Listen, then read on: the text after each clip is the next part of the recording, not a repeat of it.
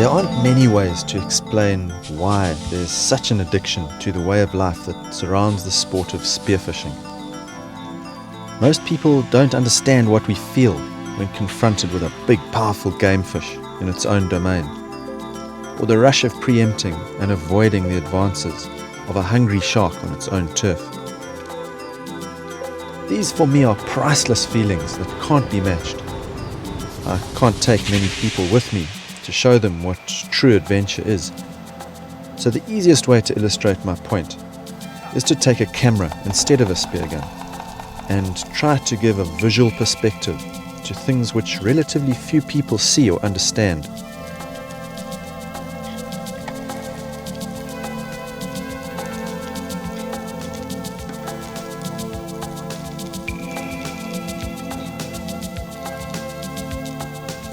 I'm not the world's best spear fisherman, but it certainly got me hooked. So I'm going to use my other area of expertise to reveal this addiction. This is a pretty personal introduction to this awesome sport, so I'm going to take you through this myself.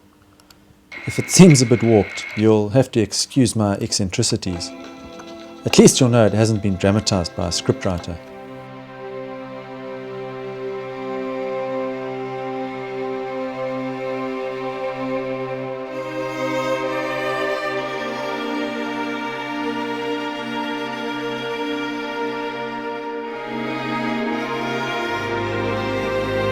I've spent the last 4 to 5 years making documentary films.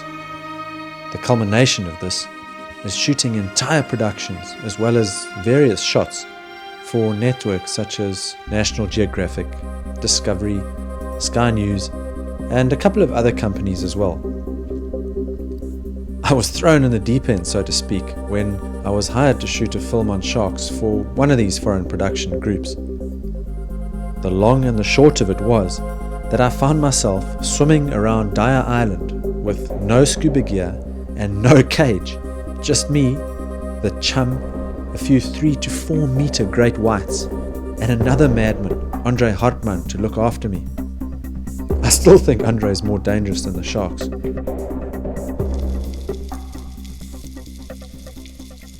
The point of me mentioning this stuff is that without my experience as a spear fisherman, I would never have been able to do this sort of thing. I'd like to say that I've learned to read shark behavior quite well. I guess I've been right so far. This particular story is about a spearfishing spot that is one of my favorites, purely because of its accessibility, its beauty, and its pristine condition. The area has recently emerged from a terrible civil war, and this is part of the adventure. Also, because we've had a few days in the water when the adrenaline is almost squirting out of your ears. Gamefish and shark soup, with a few hyped up humans thrown in too. The coast of southern Africa has excellent spearfishing, from the cold kelp beds in the Cape, spearing king mackerel in Natal waters, to the blue depths of Mozambican reefs. There is a large variety of fish to be taken by the spearfishermen. There are quite a few obstacles that stand in the way of the spearfishermen here in this part of the world. Strong currents, often very wild seas, and of course the somewhat gung-ho tradition of launching pretty small boats straight through big waves. This is standard procedure here, and often fuels the pub talk after a day's diving.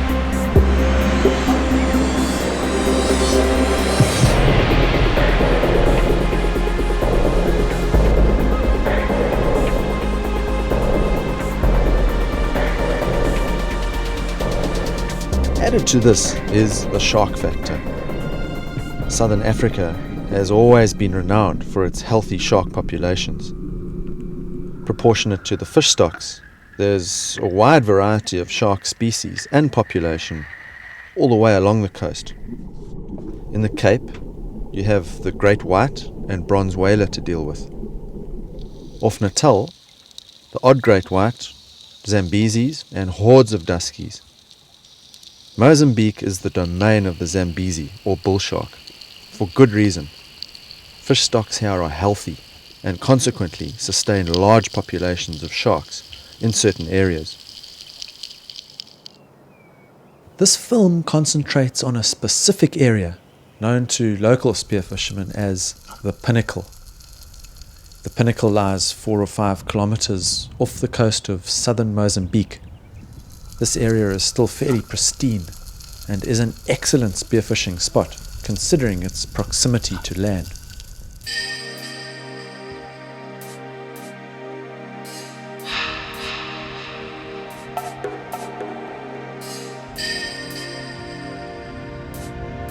Bush and grassland-clad dunes give way to a fairly aggressive coastline and clean warm water. In the summer months, the water temperature can reach 28 degrees Celsius and the visibility may exceed 40 meters. The Pinnacle itself is an area of no more than about 30 square meters. It's a little bump coming up out of deep water to form an eddy in the current and a concentration point for a myriad of fish life. The top of the reef is 29 meters, and this shelves off and reaches 55 meters within a relatively short distance. The surrounding depth is as much as 60 or 70 meters, and it's from here that all the fish and shark life are attracted. In between the sharks, the diver can find king mackerel, wahoo, giant kingfish or trevally, bludger, yellow spot kingfish, green jobfish or carcarp as we call them, yellowfin kingfish, and even the odd big marlin. Each fish has its own little quirks. Some are easier to spear than others, and some fight harder than others. We'll be looking at a few of these species in the film. The basis of this story is the fact that whenever a human enters the water at the Pinnacle in the height of summer, he becomes a part of the food chain in every aspect. He must rely on his attitude of dominance, skill and fitness to compete in this deep water environment with numerous other apex predators. At the end of the day, there can be a balance struck, at least for a moment, where man and shark each take their share. But every now and again, shark edges out man in this particular environment, and all hell breaks loose.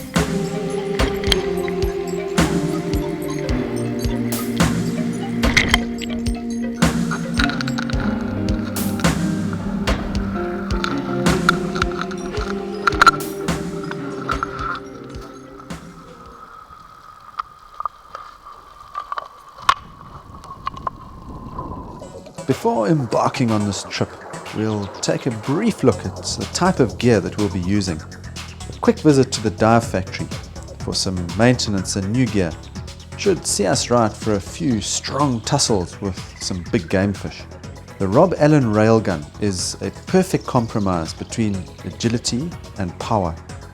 The gun is robust, high-powered, yet light and compact enough to enable the diver to operate efficiently in depths of over 100 feet.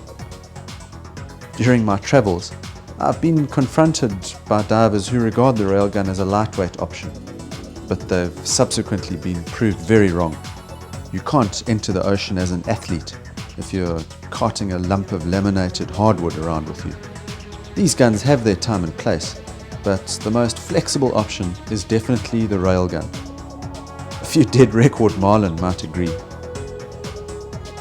The dive factory floats are foam injected so as not to implode when pulled down to pressure exerting depth. This helps retrieve the fish in deeper water. All this kit is simple, well made and effective. Rob's been manufacturing spear guns for over 20 years and knows his game. A bit of advice is also handy.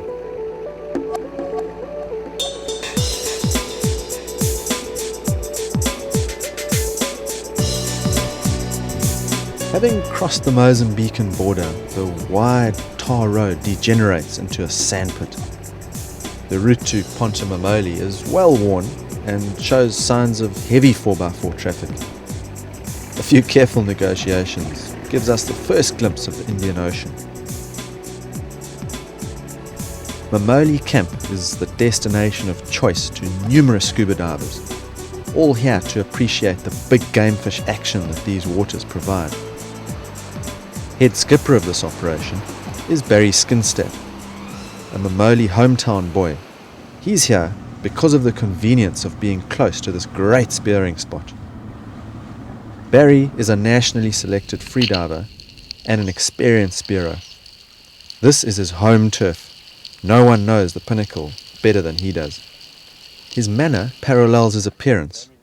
A man of few words, he is the master of understatement, turning life-threatening situations into arbitrary comments. The pinnacle normally starts working in late October, early November. You get these big shoals of fish congregating there. Normally the Ignoblissa, that's the sort of main shoal that we found out there. That starts in the beginning of November. You get maybe a small shoal of about 10 to 20 fish in the beginning, and then they grow and grow and grow, and when it's at its peak, there's probably 1,000 plus fish in the shoal. Each averaging, the average fish in the shoal is about 15 kilos, and the big ones are over 50 kilos, I'd say. I've shot one there of 45 kilos and 47, and there are bigger ones than that as well. With that thought, it's time to hit the sack and dream about what we could bump into the next day. The moon is up full, and there's a light northeaster blowing across the ocean. The day dawns with the northeast wind still ruffling the sea, and mid-morning finds us in the water for the first dive of our trip. The water is fairly clean, and there are good fish around the 20-25 meter mark. Barry breathes up and does his first dive. In his mind, he can see those big green jobfish that shoal on the bottom. As he disappears out of sight, I start my descent with the camera. I'm restricted to about 22 meters freediving with the housing, so I dive after he's gone and hope to pick up the action from above. On my way down, I see a huge white shape swim right over Barry's head. At first glance, it looks like a big tiger, but the sleek shape sees me and heads directly upwards, revealing itself to be a pretty big black marlin. This is an amazing sight, and if I had a gun, I think I would have plugged it right there. It's quite nice seeing it swim away though, and when Barry comes back up, I can't wait to tell him what's happened. In the meantime, he's managed to spear a really nice carp or green jobfish. These fish are wary and quite difficult to shoot, but become bolder in deeper water. This one's in the region of 15 kilograms. It's got a lot to do with being fit and knowing your spots and knowing the areas and the currents, etc., etc. But it's also, there's a lot of chance and being in the right place at the right time. The other day we were on the pinnacle, and normally there are some good carp on the bottom, so I swam down. I was at about 25 meters, and a big marlin of about 150 kilos swam right over my head, and I didn't even see it, So you have to be in the right place at the right time and just keep looking around you all the time.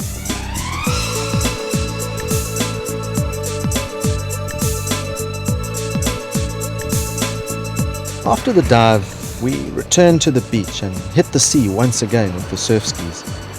This is an excellent way of keeping fit and keeping the heart rate down. We drive up the beach and put in a couple of kilometers upwind and paddle back to the lodge.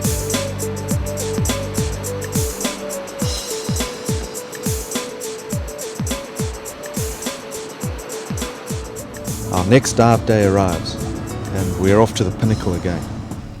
This time, there are lots of fish about.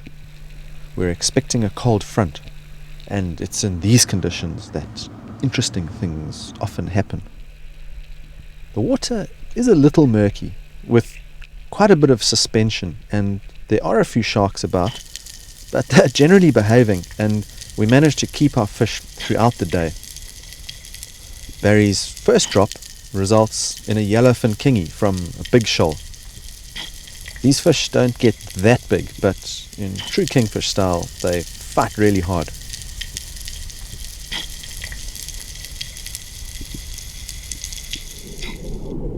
This gets loaded, and on the next breath, a kuda or king mackerel comes up. These are probably the standard game fish hunted by divers here on the east coast of South Africa.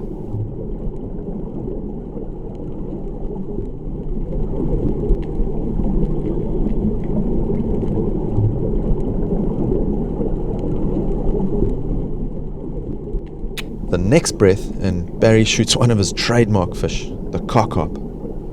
Another nice big one. 3 breaths, 3 species, not bad going.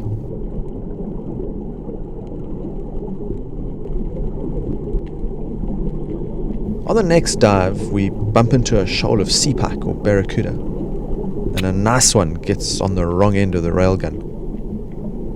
This tussle arouses the interest of a couple of sharks, and 2 hammers hang around for quite a while.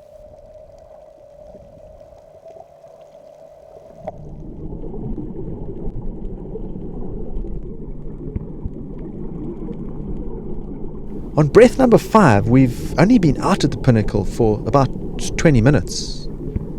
Barry sees the big shoal of Ignobilis, but battles to get close enough for a shot.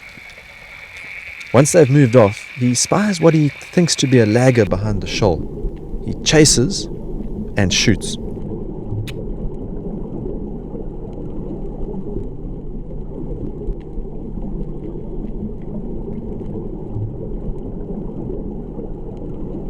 After a long fight, the fish appears. Not an Ignobilis at all, but an outsized Indian mirrorfish.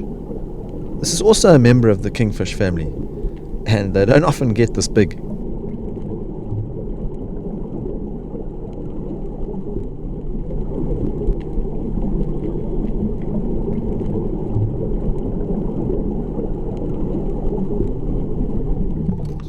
Back at the beach, it turns out that we've shot about 70 kgs of fish in half an hour. Not bad going. 5 species in 5 breaths. It's very seldom that spearfishermen are this efficient.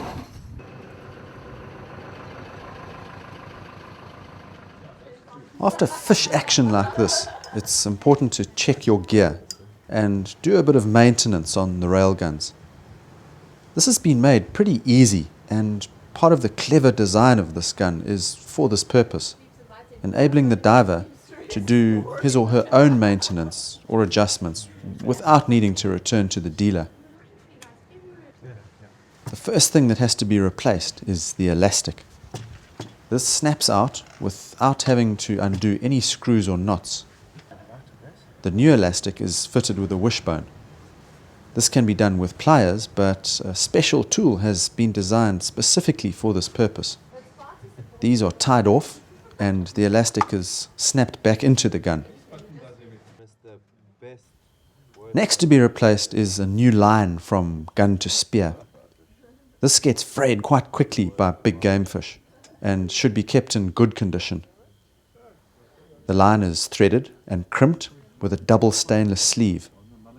The correct length must be worked out by wrapping the line onto the gun before crimping the other end. This can all be done quite quickly in any location, even in the middle of Mozambique. The gun is all set for more action.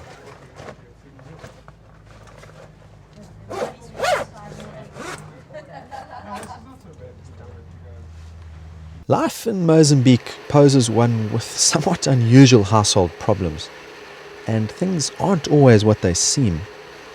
An example of this was a faulty oven. Not a gas problem, but more the fact that there was a rather large forest cobra living in the warming drawer. Sharks are not the only things that bite here. The snake was rather happy in his home, and the only remedy for this was to smoke him out. It still wasn't keen to depart, so we adopted a more persuasive approach that the reptile couldn't really ignore. So off he goes to fight another day. Having dealt with the snake, let's get back to the pinnacle. The later the summer becomes, the more the sharks seem to congregate here. There are 3 points that we can launch from, and there's probably 5 or 6 spearers that do tend to work the pinnacle, and obviously the sharks get used to these guys. And every time you shoot a fish in sort of towards the later half of December, the sharks come and they just flatten your fish. You can shoot 20 fish and you may get 3 or 4 out. They're really a big nuisance. After December into December, January, the fish start dissipating, they start moving off. We don't really know where. We think the big ignobles come inshore and start feeding on the turtles and hunting on the backline. But the sharks tend to stay right through until May, April, May is when they start heading off. Diving here in summer is certainly not your average underwater experience. And to scuba dive the spot is nice, but nothing even remotely close to the freediving experience. The diver may be able to boat better fish elsewhere, but when it comes to competing with sharks for game fish, I don't think it gets much more heated than a good day at the pinnacle. The first thing you learn is to relax under the circumstances. You can't operate effectively in 30 meters of water if your heart is going like a jackhammer. All good spearos know that relaxation is the key to good breath hold and even good fish sense. But how does one do this? I suppose by learning a bit about shark behavior and getting to know when you need to be on the lookout for irrational behavior on the part of the shark. Species do differ, but generally sharks can only tolerate so much competition in their own environment before the valve blows. A slow swimming shark that keeps its distance and pectorals nice and level is a good sign. The diver can do his dive and not worry too much about being hassled. The depth that sharks swim is also important. A Zambezi trundling along the bottom is generally a sign that it's placid and content to stay away. A shark tearing right up to the surface, swimming at erratic angles and dropping its pecs means trouble could be close ahead. I'll take you through the process of a typical session where sharks end up getting the better of us. We start by spearing a few fish. We let them run as little as possible, keeping them off the bottom and away from the numerous sharks that we tend to see down there. You'll go through equipment here. Holding fish results in plenty of bent spears. Sooner or later, a fish gets away, or fights a little too long, and it'll get eaten. This changes the mood of the sharks that are now swimming a few feet higher than before. This is when we have to chase sharks off each other's fish. When we spear fishing, we normally dive 2 together, myself and a good friend of mine, Simon. We've been diving the pinnacle for probably 4 years now, and we dive quite well. We dive 1 down, 1 up, and if a guy shoots a fish on the bottom and pulls it up, the other guy will go down and just prod the sharks off as they come in and try and eat the fish. It works much better and you're more efficient getting your fish out the water. We may even lose as many as 6 or 7 fish in a row before the sharks have sensed that dinner is on the go and now compete directly with us at a fairly shallow depth. This is when we have to be very careful. It's a matter of time before one shark, normally the dominant one in the pack, tears in and takes a fish from a diver's hand or fairly close by. This is when all manners are thrown to the wind and the rest of the pack climb in for lunch. A frenzy ensues where sharks disappear in a ball of crunching bodies. If one continues to dive after this, especially later in the day, it is asking for trouble.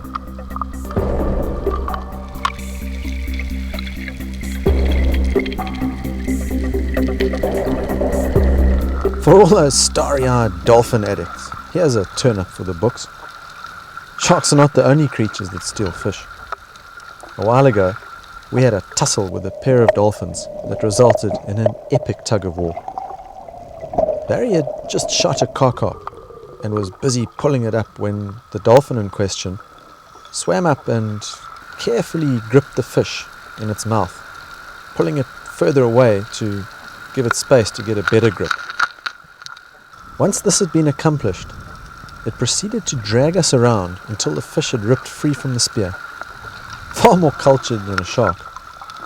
After a few fisticuffs, we parted ways, the dolphin maintaining the upper hand throughout. These are just some of the amazing things that one sees at a place like the Pinnacle.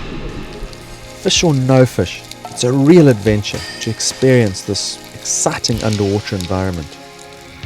Many divers curse sharks as being a pain, but they obviously have a place in the ecosystem. For me, they also add another dimension to spearing at the Pinnacle, making the whole experience so much more exciting. At Ponta Mamoli, a cold front has arrived, picking up the swell and putting pay to diving for the rest of the trip. This is the way it goes here. It gives one time to plot the next spearfishing adventure.